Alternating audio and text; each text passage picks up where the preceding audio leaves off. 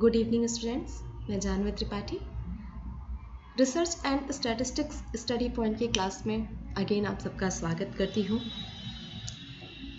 आज हम मूल आंकड़ों के व्यवस्थापन यानी ऑर्गेनाइजेशन ऑफ डेटा या ऑर्गेनाइजेशन ऑफ रॉ स्कोर्स के बारे में चर्चा करेंगे, डिस्कशन करेंगे। तो चलिए टाइम वेस्ट ना करते हैं, स्टार्ट करते हैं आज की क्लास। मूल आंकड़ों का व्यवस्थापन।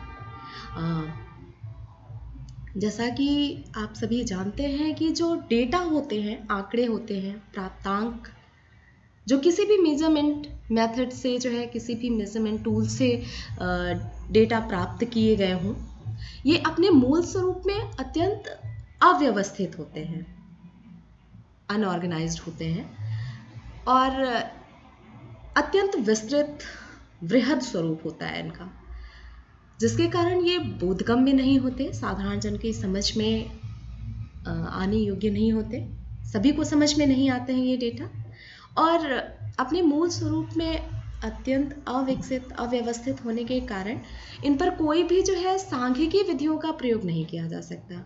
अगर सांख्यिकी विधियों का प्रयोग नहीं किया जा सकता है तो फिर ये डेटा सार्थक भी नहीं होते, क्योंकि हम इनसे कोई भी परिणाम प्राप्त नहीं कर सकते, कोई भी निष्कर्ष नहीं निकाल सकते। जब तक कि हम प्राप्तांकों को व्यवस्थित ना करें, व्यवस्थित स्वरूप प्रदान करने के बाद ही जब हम आंकड़ों पर कोई सांख्यिकी विधियों का प्रयोग करते हैं, तभी हम एक उचित निष्कर्ष पर पहुंचते हैं, एक उचित परिणाम प्राप्त करते हैं, और जिसके कारण हम निष्कर्ष प्राप्त करते हैं। अतः इन जो भी रॉ स्कोर्स हमने किसी भी मेथड से प्राप्त किए हैं, डेटा कलेक्शन किया है, इन रॉ स्कोर्स को, प्राप्तांकों को हमें एक व्यवस्थित स्वरूप प्रदान करना अत्यंत आवश्यक है सांख्यिकी विधियों के प्रयोग हेतु। तो ये डेटा, आंकड़े बोधगम्य हो जाएंगे, सार्थक हो जाएंगे, और उनसे हम किसी भी निष्कर्ष, परिणाम एवं निष्कर्ष पर पहुंच सकते हैं। तो मूल आंकड़ों का व्यवस्थापन अत्यंत आवश्यक है, और मूल आंकड़ों के व्यवस्थापन की जो विधियां हैं, यानी मूल आंकड़ों का व्यवस्थापन हम किन मेथड से कर सकते हैं, तो 3 मुख्यतः विधियां हैं जिनसे हम मूल आंकड़ों का व्यवस्थापन करते हैं। सबसे पहले है साधारण व्यवस्था, सिंपल अराय, दूसरी है आवृत्ति व्यवस्था, फ्रीक्वेंसी अराय, एंड तीसरी है आवृत्ति वितरण, फ्रीक्वेंसी डिस्ट्रीब्यूशन। चलिए हम बात करते हैं साधारण व्यवस्था की। साधारण व्यवस्था क्या है? हम मापन द्वारा जो भी प्राप्तांक प्राप्त करते हैं, डेटा कलेक्शन करते हैं, उनको अरेंज करने की, व्यवस्थित स्वरूप प्रदान करने की ये सबसे साधारण विधि है। इसमें हम जो है डेटा को, जो भी हम डेटा प्राप्त करते हैं, उनको बस एक क्रम में लगा देते हैं, चाहे असेंडिंग ऑर्डर में या डिसेंडिंग ऑर्डर में, चाहे आरोही क्रम में लगा दें, कम से अधिक की ओर, या अधिक से कम की ओर यानी अवरोही क्रम में, कोई एक निश्चित ऑर्डर में लगा देते हैं। जो भी डेटा हम प्राप्त करते हैं, जैसे कि किसी कक्षा के कुछ बच्चों का अगर हम प्राप्तांक की बात करें, तो किसी ने 45 पाया होगा, किसी ने 15 पाया होगा, कोई जो है 60 के आसपास होगा। तो हम कम से अधिक की ओर लगा दें या अधिक से कम की ओर। जैसे इसमें एक एग्जाम्पल दिया है कि एक मनोवैज्ञानिक परीक्षण पर जो है 7 विद्यार्थियों के प्राप्तांक यहाँ पे दिए गए हैं, ABCDEFG। ये प्राप्तांक है 20, 30, 22, 18, 25, 28, 20। यानी A को 20 नंबर प्राप्त हुआ है, B को 30, C को 22, D को 18, E को 25, F को 28 एंड G को 20। अब इन प्राप्तांकों को हम एक क्रम में लगा देते हैं, चाहे असेंडिंग या डिसेंडिंग ऑर्डर। यहाँ पर हमने असेंडिंग ऑर्डर में, आरोही क्रम में लगाया हुआ है। तो सबसे पहले सबसे कम यानी 18 प्राप्तांक, उसके बाद 20, 18 प्राप्तांक है D का, फिर जो है 20 प्राप्तांक A का है। इस तरह से करके हम एक ऑर्डर में लगा देते हैं, 18, 20, 22, 25, 28, 30। यानी इस व्यवस्था के अंतर्गत हम जो भी प्राप्तांक प्राप्त करते हैं, उसको एक सिंपल साधारण क्रम में, आरोही क्रम में या अवरोही क्रम में, किसी भी एक क्रम में हम जो है व्यवस्थित कर देते हैं आंकड़ों को। दूसरी व्यवस्था है आवृत्ति व्यवस्था। आवृत्ति व्यवस्था को समझने के पहले मैं आवृत्ति बता देती हूँ कि आवृत्ति क्या होती है। आवृत्ति जैसा कि नाम से ही क्लियर हो रहा है कि आवृत्ति यानी बार बार आने की प्रवृत्ति, यानी डेटा में कोई एक प्राप्तांक कितनी बार आया है। जैसे अगर हम पीछे बात करें तो यहां पर 20 दो बार आया हुआ है, 20 प्राप्तांक 2 बार आया हुआ है, तो यहां पर 20 की आवृत्ति 2 होगी, 20 प्राप्तांक की फ्रीक्वेंसी 2 होगी। इसी तरह से अगर कोई प्राप्तांक 4 बार आता है, सपोज करिए कि 10 बच्चों के स्कोर्स हैं जिसमें से 18, 20, 22, 25, 22, 23, 22, 25, 22 3 बार आया है सपोज करिए, तो वहां पे 22 की आवृत्ति 3 होगी। यदि किसी प्राप्तांक की आवृत्ति 4 बार हो रही है तो इससे अभिप्राय है कि उस प्राप्तांक की आवृत्ति 4 है। अगर कोई प्राप्तांक सपोज करिए 15 बार आया है तो उस प्राप्तांक की, उस आंकड़े की जो है आवृत्ति वहां पर 15 होगी। तो आवृत्ति, आई थिंक आप लोगों को कॉन्सेप्ट क्लियर हो गया होगा कि आवृत्ति किसी भी डेटा में कोई एक प्राप्तांक की आने की, कितनी बार आने की प्रवृत्ति, जो प्राप्तांक जितनी बार आता है वो उसकी आवृत्ति कहलाती है।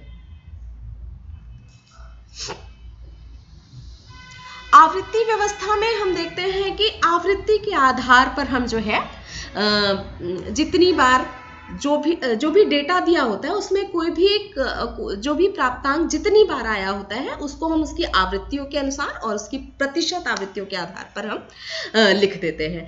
जैसे कि हम सपोज करिए कि हमारे यहाँ किसी एक कक्षा के छात्र हैं जिसमें हम रिलीजन के आधार पर अगर हम देखते हैं तो सपोज करिए कि 80% जो है 100 छात्रों की एक कक्षा है और उस 100 छात्रों में अगर 80 बच्चे जो है वो हिंदू रिलीजन से हैं, हिंदू संप्रदाय से हैं, तो यानी उनकी आवृत्ति वहां पे 100 है और प्रतिशत आवृत्ति भी 100 ही होगी, क्योंकि वहां पे 100 जो है प्रतिशत आवृत्ति भी 80 ही होगी, क्योंकि 100 ही टोटल नंबर ऑफ स्कोर्स हैं, टोटल डेटा है, टोटल स्टूडेंट्स की संख्या है। इसी तरह से अगर इन्हीं में जो है सपोज करिए 14-15 100 में 14-15 मुस्लिम संप्रदाय से हैं, तो मुस्लिम संप्रदाय के व्यक्तियों की आवृत्ति 15 होगी, प्रतिशत भी 15। इसी तरह से अगर अन्य रिलीजन 1-2% में 1-2-3 बच्चे ही हैं तो वो उनकी आवृत्ति उतनी होगी। इसी तरह से हम देख सकते हैं कि किसी एक कोई भी एक संस्थान में अगर जो है विवाहित अविवाहित व्यक्तियों की संख्या हम देखें तो जितने व्यक्ति अविवाहित हैं उनकी जो आवृत्ति है उतनी हो जाएगी और प्रतिशत आवृत्ति उसे के अकॉर्डिंग हम निकाल सकते हैं। यानी यहाँ पर आवृत्ति व्यवस्था में हम आवृत्ति के आधार पर, आवृत्ति और प्रतिशत आवृत्ति के आधार पर जो है हम टेबल बनाते हैं, डेटा को रिप्रेजेंट करते हैं।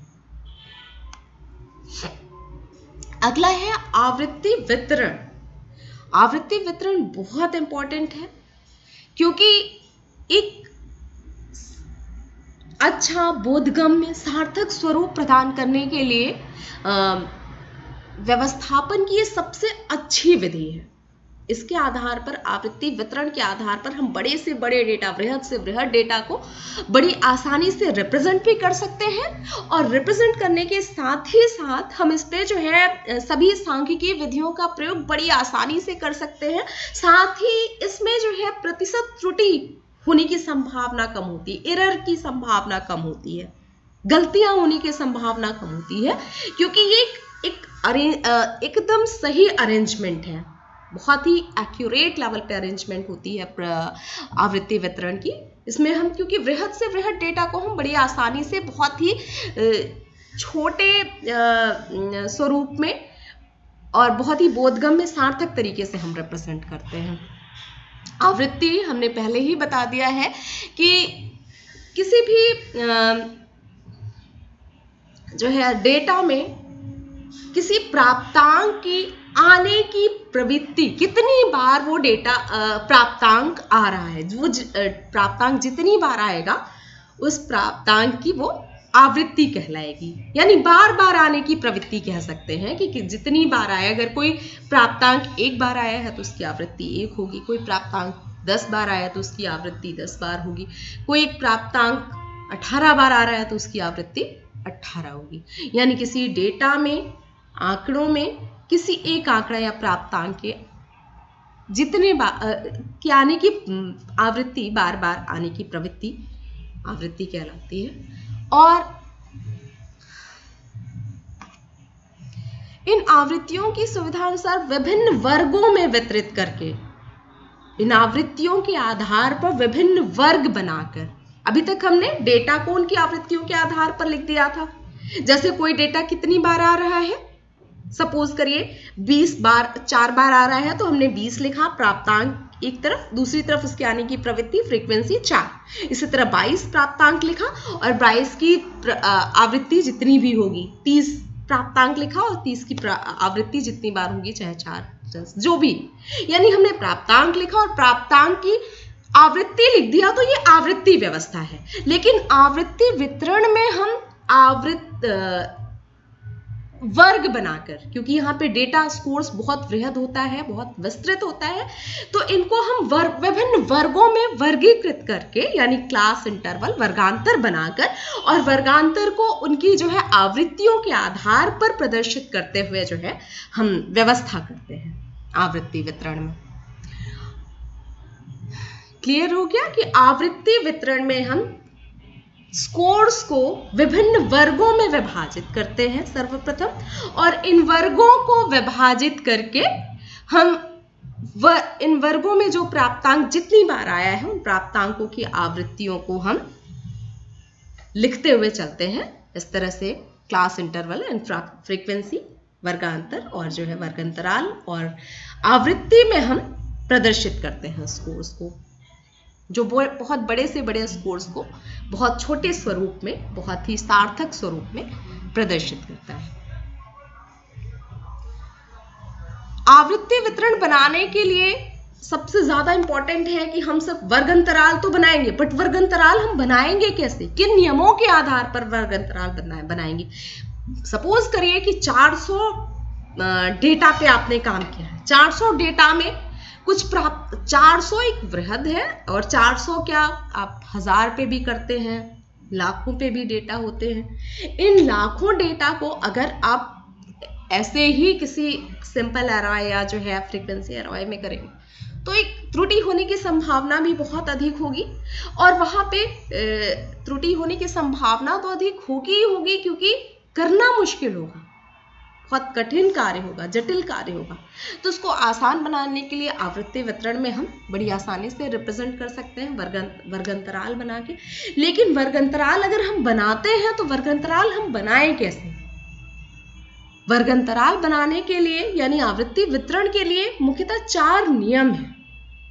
इन चारों नियम को फॉलो करते हुए ही हम वर्गांतराल और फ्रीक्वेंसी में डेटा को व्यवस्थित करते हैं या आवृत्ति वितरण करते हैं। अब ये 4 नियम कौन कौन से हैं? प्रसार है, सबसे पहला नियम है प्रसार, रेंज।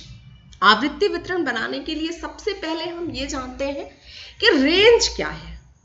अब रेंज होती क्या है? तो रेंज होती है कि किसी भी स्कोर्स में जो अधिकतम स्कोर्स होता है, मैक्सिमम स्कोर्स को से न्यूनतम स्कोर को घटा देते हैं, यानी अधिकतम प्राप्तांक माइनस न्यूनतम प्राप्तांक।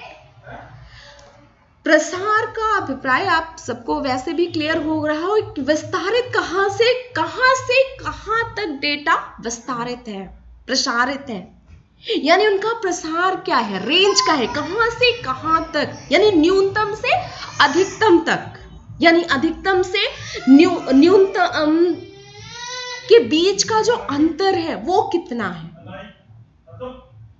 मतलब डेटा का प्रसार कितना है। अगर हमें डेटा का प्रसार ही ज्ञात नहीं होगा तो हम वर्गांतराल बनाएंगे कैसे। तो सबसे पहले हम डेटा का प्रसार यानी जो भी आंकड़े हैं उनका प्रसार जानते हैं कि जो है आंकड़े कहां से कहां तक विस्तारित हैं। सपोज करिए कि जो है आंकड़े हैं वो उनका जो है विस्तार है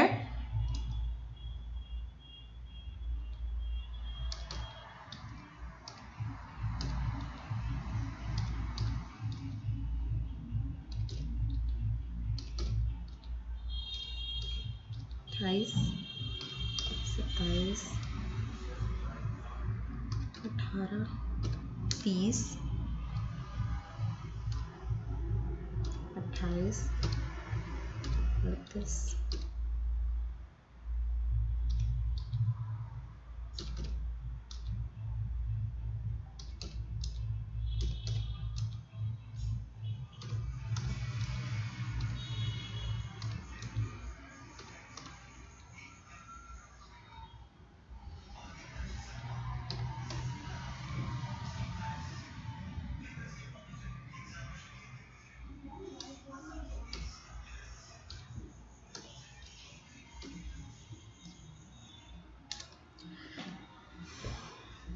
मान लीजिए ये स्कोर्स हैं। अब इन स्कोर्स में अगर हम रेंज की बात करें तो मैक्सिमम स्कोर इसमें आप देख सकते हैं कि 90 है। मैक्सिमम स्कोर है आपका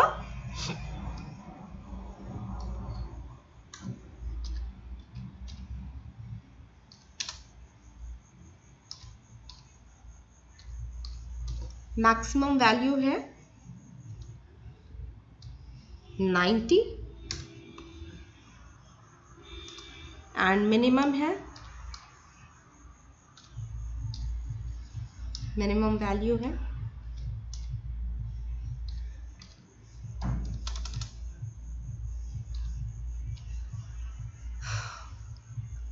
15।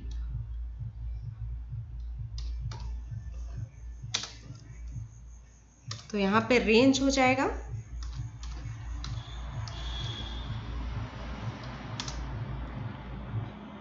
90 minus 15 is equal to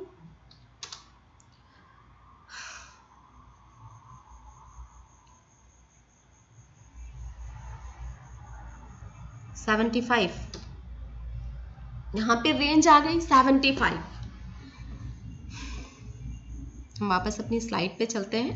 range से अभिप्राय होता है कि किसका कितना प्रसार है, प्राप्तांकों का प्रसार कितना है, यानी मिनिमम से लेके मैक्सिमम तक, न्यूनतम से अधिकतम तक कितने स्कोर्स हैं, कहां तक स्कोर्स विस्तारित हैं।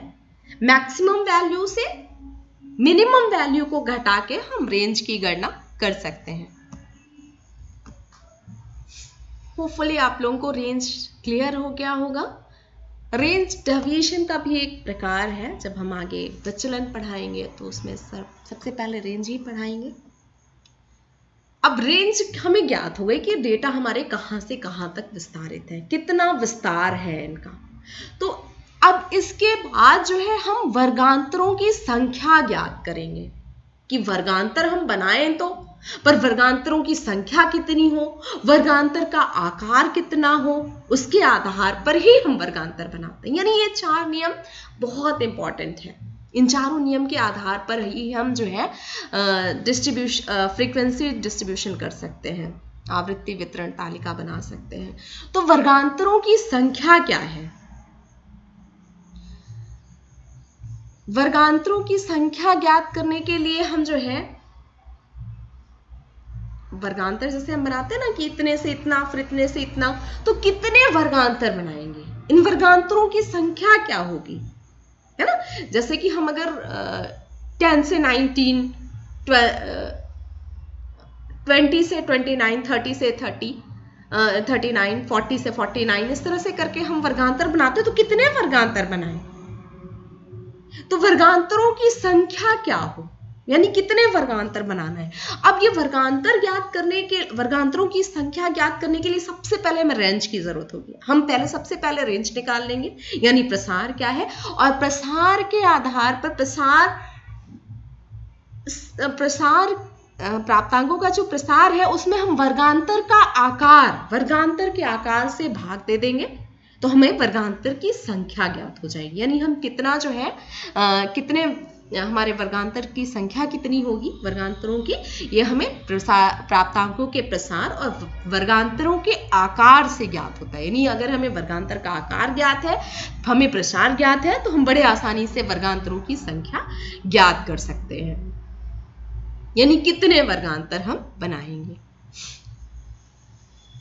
तीसरा आता है वर्गांतर का आकार, साइज ऑफ क्लास इंटरवल। ये भी बहुत इंपॉर्टेंट है।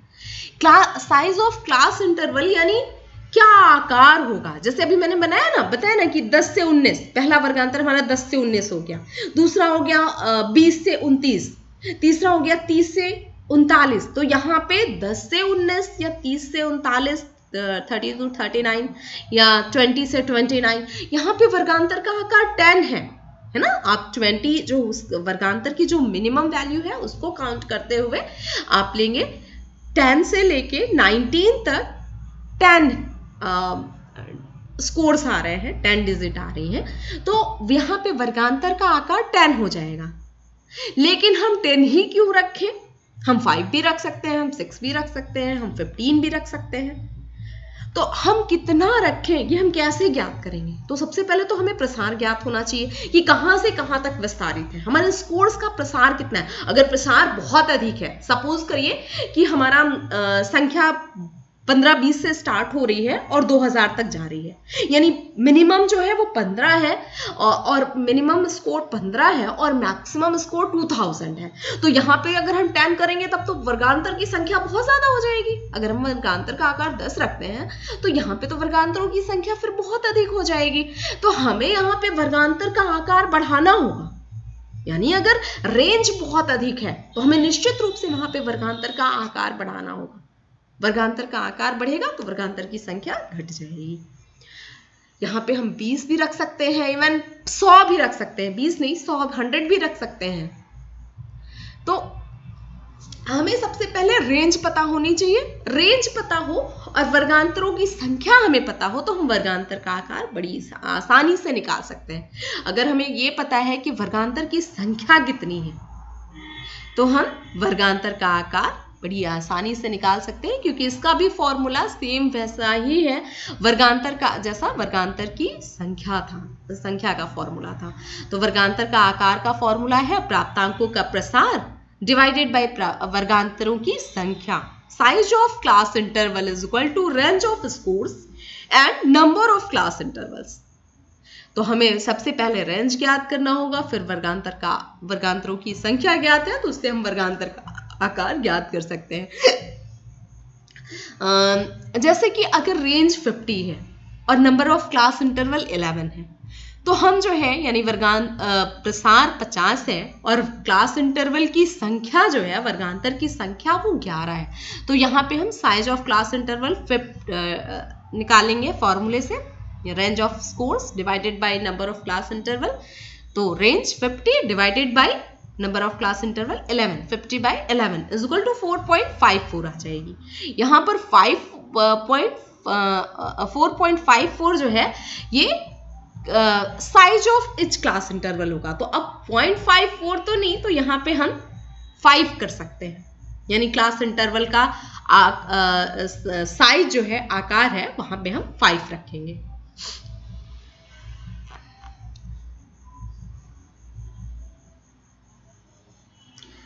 अब इसके आधार पर हम वर्गांतर बनाते हैं।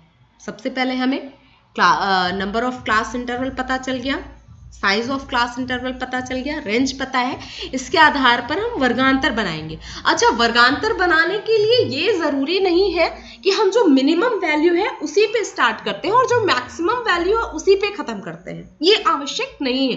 क्योंकि कभी कभी ऐसा होता है कि हमारी जो साइज ऑफ क्लास इंटरवल और नंबर ऑफ क्लास इंटरवल का कुछ ऐसे क्लासेस होते हैं जिसके कारण जो है हम मिनिमम एंड मैक्सिमम को वहां पे नहीं रख सकते, मिनिमम से कम भी रख सकते हैं और मैक्सिमम से अधिक भी रख सकते हैं।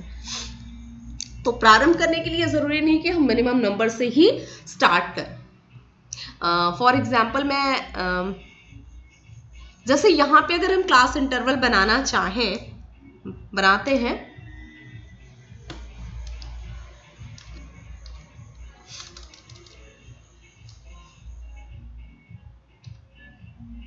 क्लास CI हमारी क्लास इंटरवल है एंड फ्रीक्वेंसी आवृत्ति।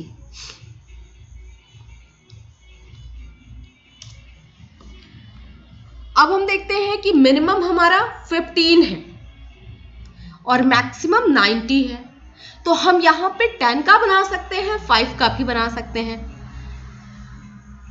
क्योंकि हमारा रेंज जो है वो 75 है।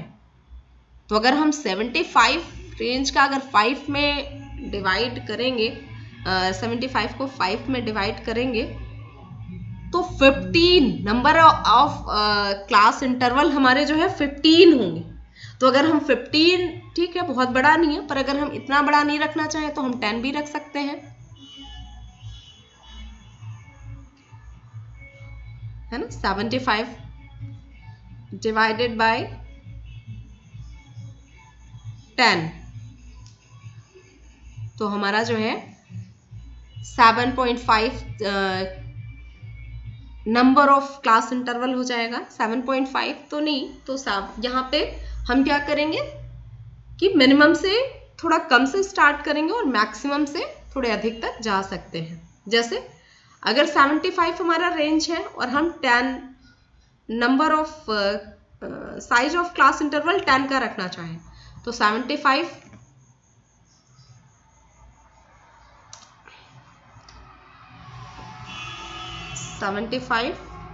डिवाइडेड बाय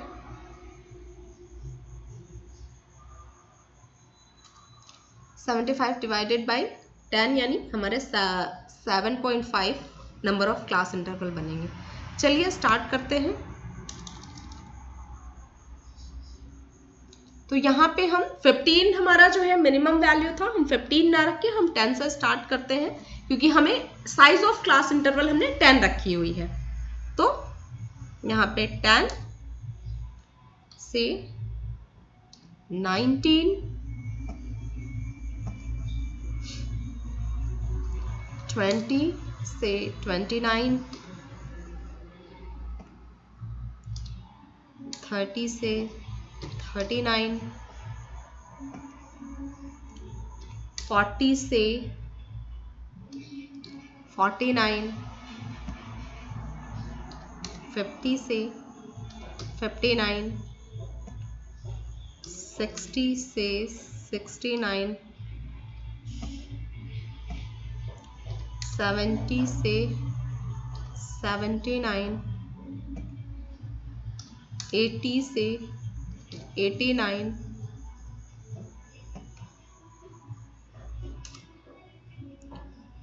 90 से 100।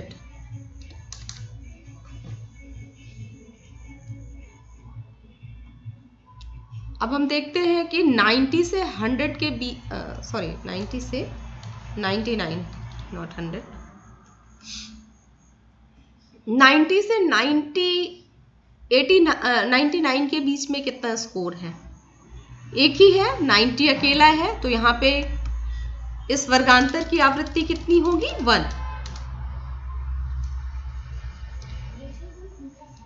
80 से 89 के बीच में हम देखते हैं कितना स्कोर्स है, आप काउंट कर सकते हैं।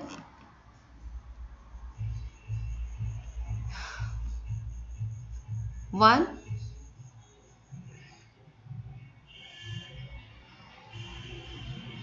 ही है, यहाँ पे भी हम 1 कर देंगे।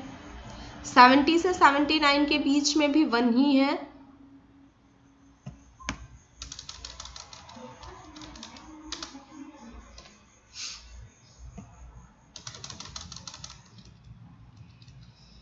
सिक्सटी से 69 के बीच में आप देख सकते हैं 1, 2,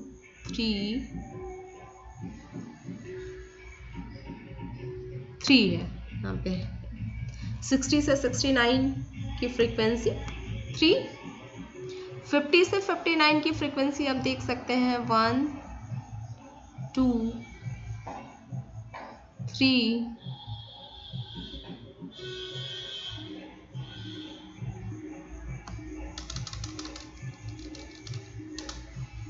3 ही है। अब 40 से 49 के बीच में आप देख सकते हैं 1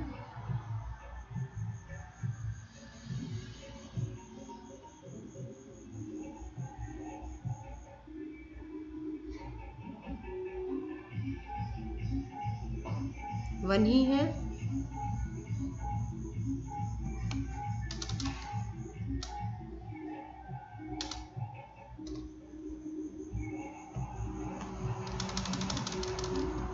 थर्टी से 39 के बीच में आप देख सकते हैं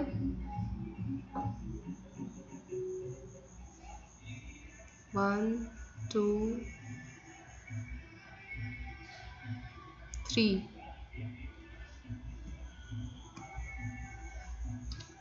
3 20 से 29 के बीच में 1 2 3 4 5 6 7